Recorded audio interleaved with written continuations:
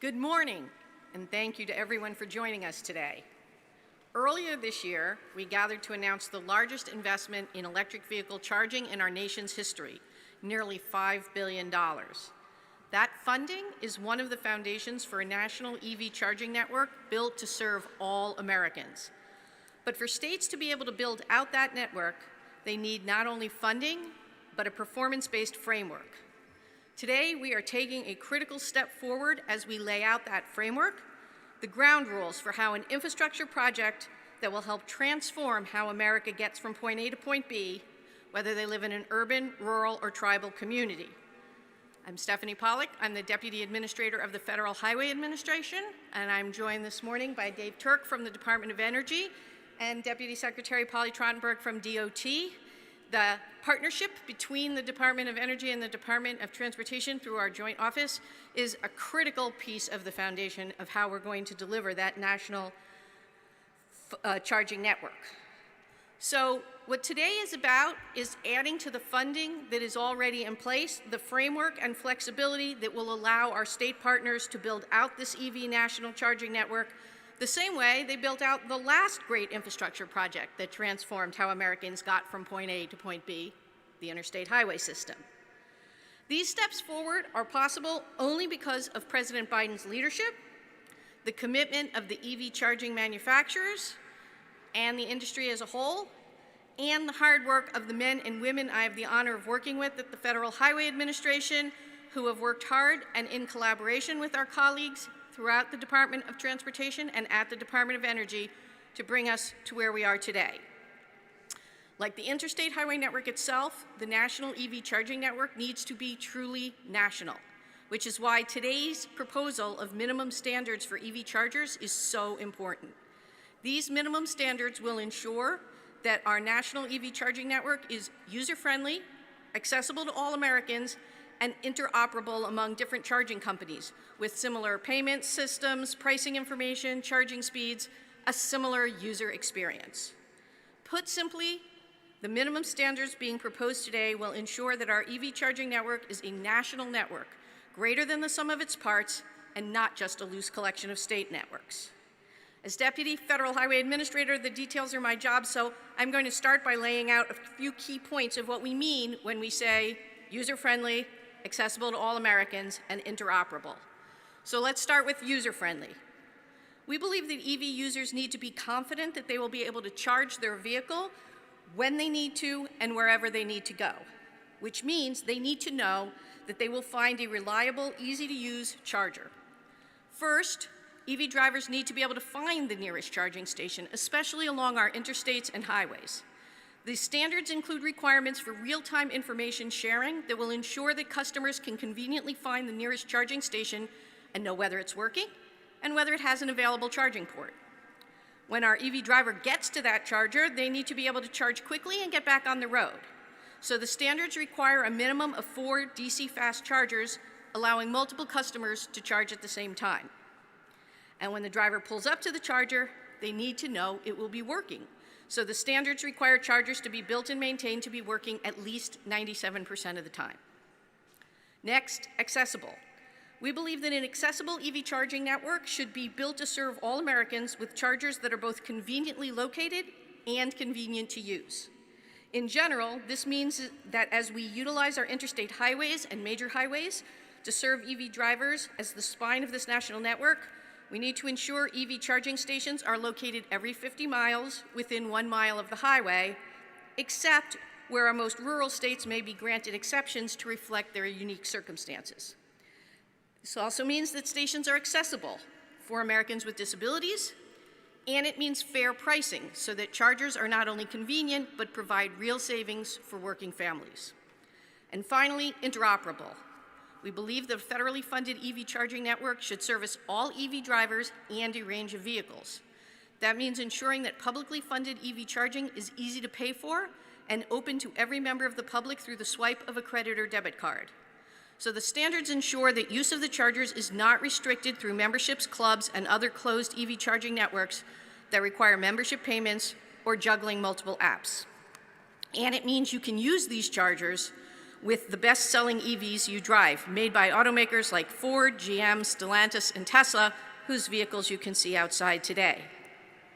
But strip away the details, and while our goals are simple, they are also ambitious: to democratize access to a cost-saving technology by building out a national EV charging network that is user-friendly, accessible, and interoperable. With the leadership of President Biden, Secretaries Buttigieg and Granholm, and leaders at the local level across 50 state transportation departments, Puerto Rico, and the District of Columbia, they will bring these plans to life. And I know that we can deliver exactly that national EV charging network that works for all Americans and gives everyone a chance to benefit from the savings and sustainability of electric vehicles.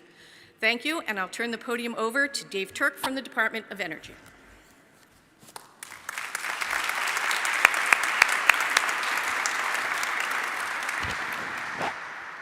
Well, thank you so much, Stephanie, for not only your words, but your phenomenal leadership. And it's terrific to be here with you all to mark this incredibly important milestone as we speed to an electric, decarbonized, affordable, and equitable transportation future. And I have to say it's terrific to have had a chance to see some of the cars and trucks that are here and actually see the future all around us. Incredibly, incredibly exciting. Now, you all know President Biden put on the table a very ambitious goal within an 8-year period of time to get to 50% of our vehicles sold to be electric. I have to say, during my experience so far as Deputy Secretary at the Department of Energy, I am confident we'll not only meet that goal, but exceed that goal. Now, let's look at the numbers for a second. Right now, we're at about 6%.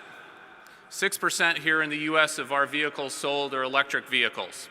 Some countries and regions around the world are further along. Europe right now is at 20%. Other countries a little less than where we're at. The good news is that 6% actually represents a doubling from where we were just a year and a half ago.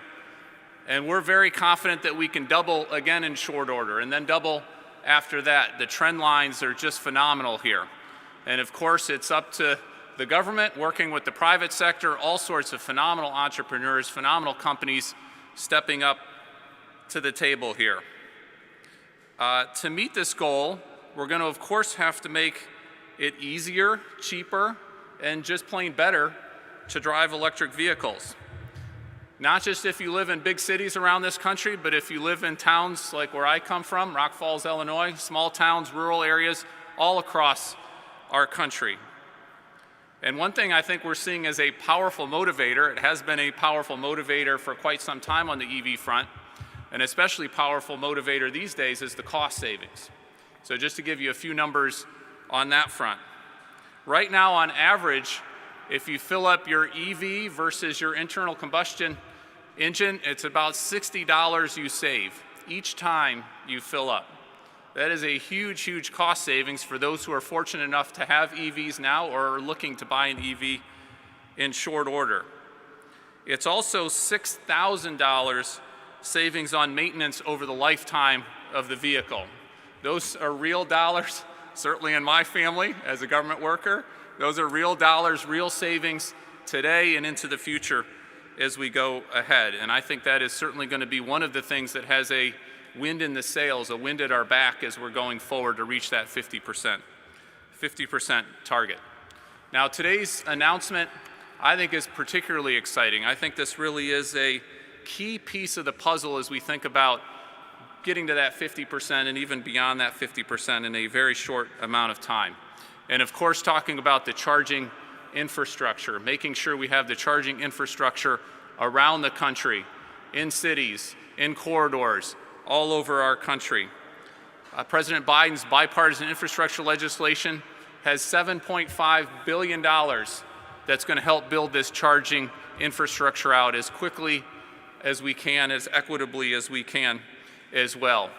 And let me just pause here for a moment to recognize the phenomenal partnership with the Department of Transportation.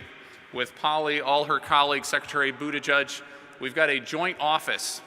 I think it's a unique joint office in the whole US government, a joint office, an electric vehicle office between the Department of Transportation, between the Department of Energy, trying to bring the expertise, the skill set of the Department of Transportation, the skill set that we can bring to the table from the Department of Energy side. I think the experiment has been a phenomenal success so far.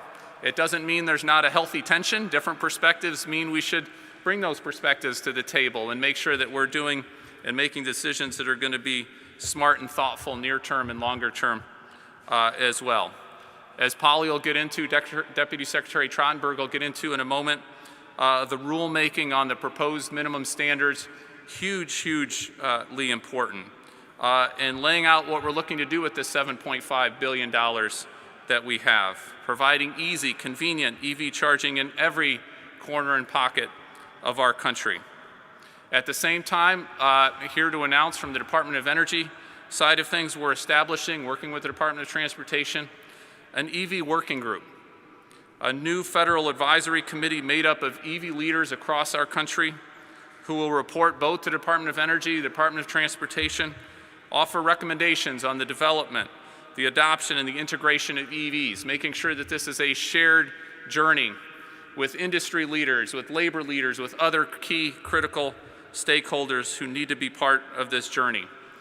You'll certainly hear more information about this opportunity for those interested on this EV working group, and you can find and register your interest on driveelectric.gov, a new website that's been set up. DOE will also soon be announcing an additional $30 million to help underserved and overburdened communities improve their mobility options.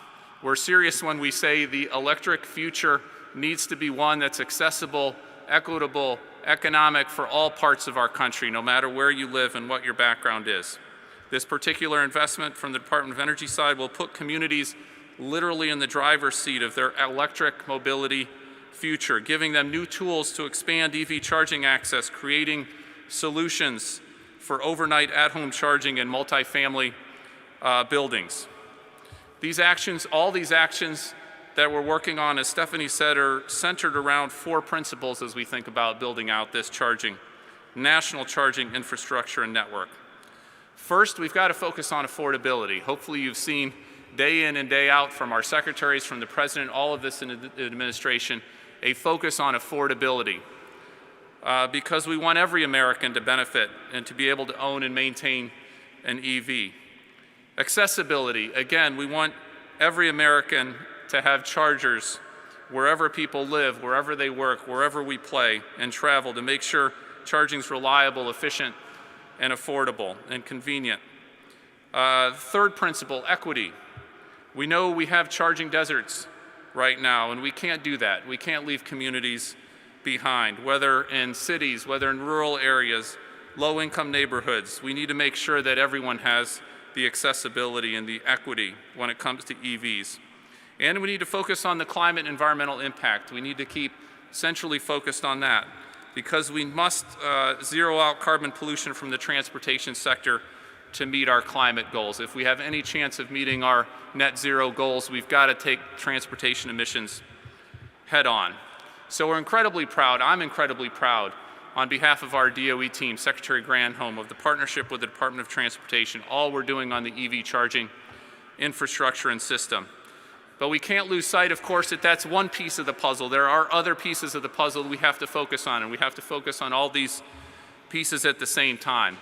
We're focused an awful lot at the Department of Energy, making sure that we've got 100% clean electricity by 2035, another ambitious goal that President Biden has put on the table, so that when we're charging our EVs, it's clean, it's renewable energy that's powering those EVs. We need to expand electrification to buses, to medium and heavy duty trucks. We need to build a strong, resilient, reliable domestic supply chain for EVs and batteries, and we have historic levels of funding, again, through the bipartisan infrastructure legislation. We're boosting battery manufacturing in particular, pioneering next-generation battery chemistry and recycling. And we're investing in our workforce. We're investing in our domestic battery workforce, our EV workforce like never before. So we're trying to make EVs cheaper and cheaper. Now there's one tool we still haven't gotten from Congress. We're hopeful that we get it from Congress, and that is the additional tax credits. not just on EVs, but on batteries and other parts of clean energy technologies. I'm confident we will get that additional piece of legislation, and it only makes sense to do that for all sorts of reasons.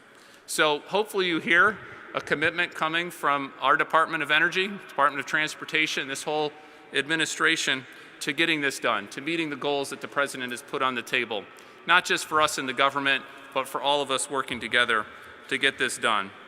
And I have to say, and I think being here and seeing the vehicles themselves, this is not some pipe dream, this is not some distant dream, this is not a sci-fi novel or sci-fi movie. This revolution is happening, doubling over the last year and a half, doubling again over the next year, year and a half. Incredibly exciting. So a big thanks. Let me close by having our host, Department of Transportation, here for this two-day event, this symposium showcasing all the incredible, exciting momentum that we have.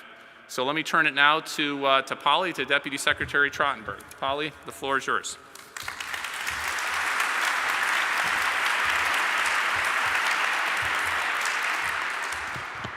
I have to move the mic down. Deputy secretaries come in all sizes.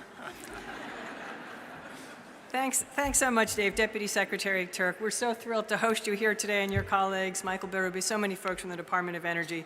And of course, we are so proud to work with you and your Secretary, Secretary Granholm. First of all, let me make apologies for our Secretary, Secretary Buttigieg. As you know, unfortunately, he is out with COVID. He was so sorry he cannot be here today. I talked to him last night, and he was so thrilled that this event was taking place, wanted to give everyone his greetings and thank everyone. He's gotten many wishes for his speedy recovery, and I think he is well on the way. I also want to thank Deputy Federal High Administrator Stephanie Pollack and her team, including Andrew Rogers, who I'm sitting here, so many folks.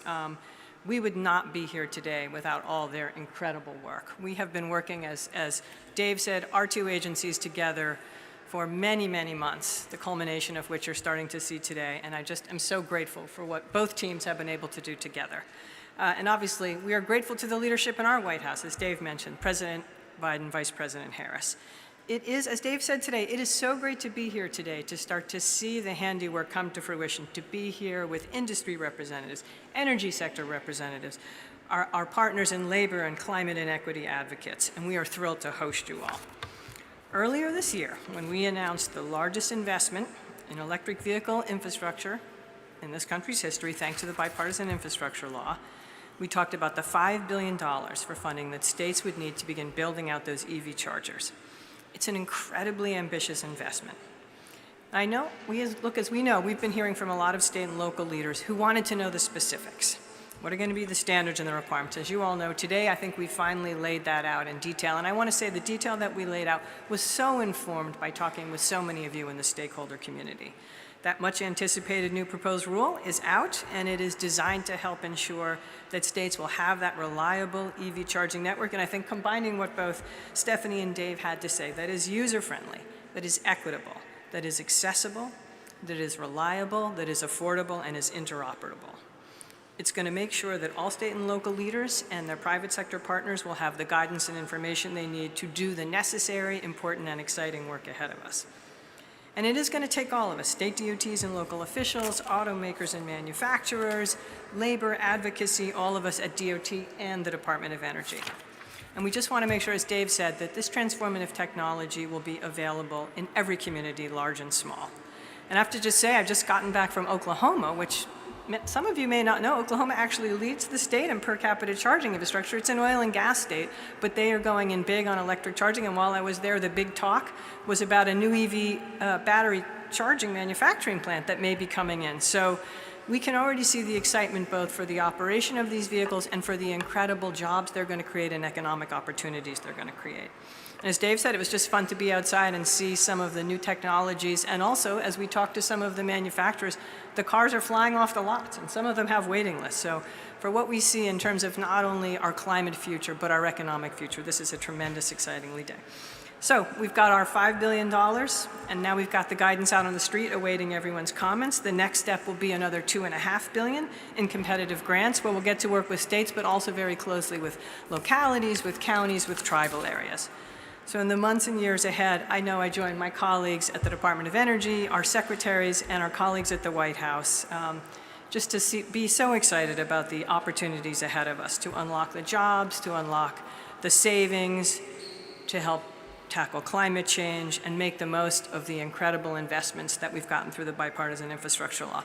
So we look forward to hearing from all of you today. And just for members of the press, it's hard to take press questions from up here, but after this event, we can gather over here and we're happy to talk to you all. So with that, again, I want to welcome you all. Thank you for being here, and particularly special thanks to our colleagues at the Department of Energy. As Dave said, has been an extraordinary partnership. I think we've learned a lot from each other, and I have to say, I think the synergy has been something really unique in the federal experience. So thank you all so much.